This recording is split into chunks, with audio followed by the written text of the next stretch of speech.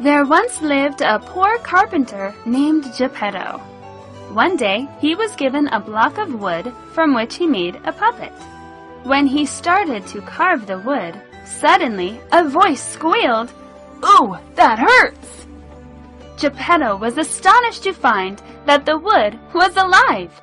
After a while, he finished making the puppet, which could talk and walk. Geppetto adopted the puppet as his son, calling him Pinocchio.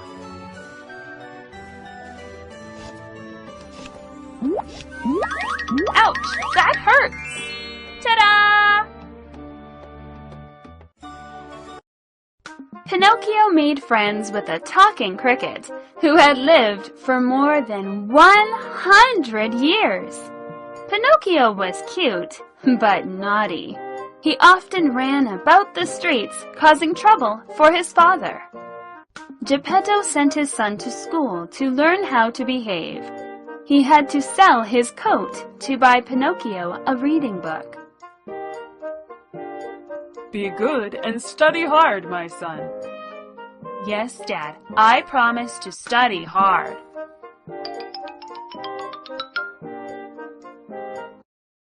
On his way to school the next morning, Pinocchio saw a puppet show in progress.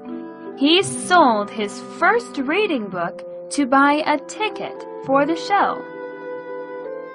Ah, my brothers are performing on the stage, but I don't have money to buy a ticket for the show. Sell your book. No, Pinocchio, we have to go to school. Seeing Pinocchio, the puppets on the stage called out to him, angering the audience and the puppet master. The puppet master decided to use Pinocchio as firewood to cook dinner. Pinocchio started to weep and plead to be spared, telling him about his poor father. The puppet master's heart melted. He gave Pinocchio 5 gold coins to give to Geppetto. Stay here with us. We can help you play in a band. My father is waiting for me at home. Take these gold coins and give them to your poor father. On the way home, Pinocchio met a lame fox and a blind cat. They convinced Pinocchio that if he planted his coins in the field of miracles, they would become 10 times as many the next day. Despite warnings from the talking cricket, Pinocchio followed the fox and the cat. Passing through a forest, the 2 animals disguised themselves as robbers and tried to steal his coins. But they couldn't get the coins because Pinocchio hid them in his mouth. Luckily, the turquoise fairy who lived nearby overheard everything. She sent her dog and falcon to rescue him and take him to her castle. Are you stupid or blind? Look at us!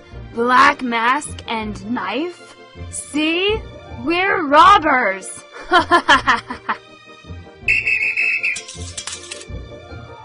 Don't move!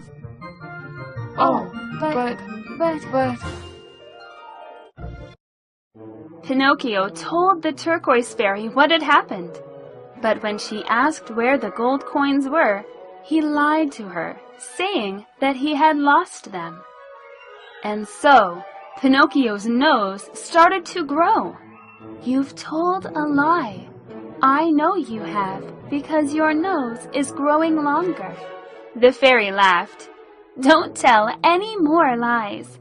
Go home and take these coins to your father.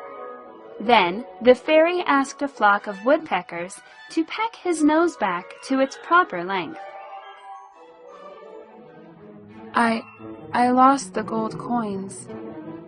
You just told a lie. Every time you tell a lie, your nose will grow. Geppetto forgave Pinocchio and sent him to school again. He made friends with Carlo, the lazy bones of the class.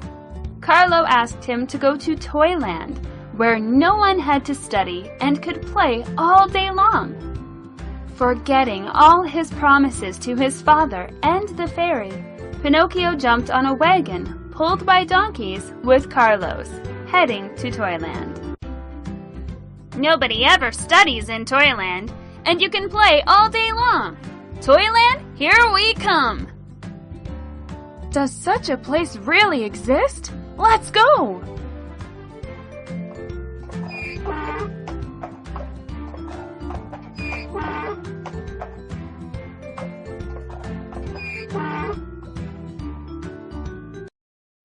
The boys all had great fun, until one day, Pinocchio found he had sprouted a long pair of hairy ears.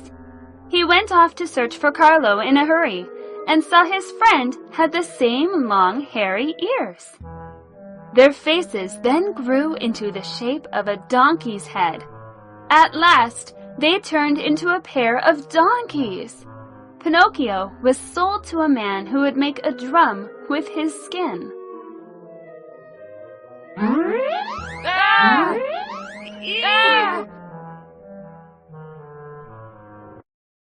The man threw Pinocchio into the sea. He struggled for breath in the water Turquoise and fairy, called for the please fairy. help me. The fairy heard his call and turned him into the wooden Pinocchio. Pinocchio happily swam out to the sea, but then he was swallowed by a giant shark. Oh, great! I'm back to my former shape. Thank you very much, Turquoise Fairy. Ah! Help me! Help me! Inside the shark, Pinocchio noticed a light, and, as he crept towards it, he saw it was a flame in the distance. Father, it can't be you! Pinocchio cried as he saw his dad sitting next to the fire. Weeping for joy, they hugged each other and told of their adventures. It turned out that Geppetto had looked for Pinocchio everywhere, and he had been swallowed by the shark, too. Dad, is it you? Oh, my dear son, finally I found you. Pinocchio and Geppetto managed to escape from the shark by stirring up a fire to make smoke. The smoke choked the shark and made him sneeze. The father and son were spat out through his mouth. Then Pinocchio deliberately swam out to distract the shark, helping his father escape. The little boy was exhausted and cast ashore.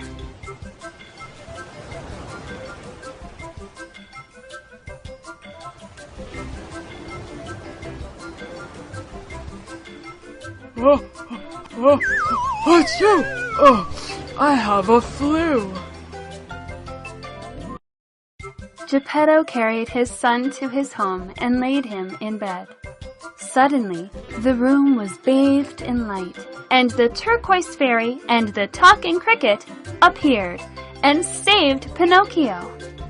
Pinocchio recovered.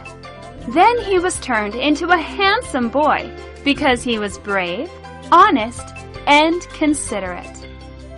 The story about the wooden puppet Pinocchio teaches you to always be brave, considerate, and especially not to tell lies. You don't want to have a very long nose, do you? Goodbye, and see you again soon. Wake up, my poor child.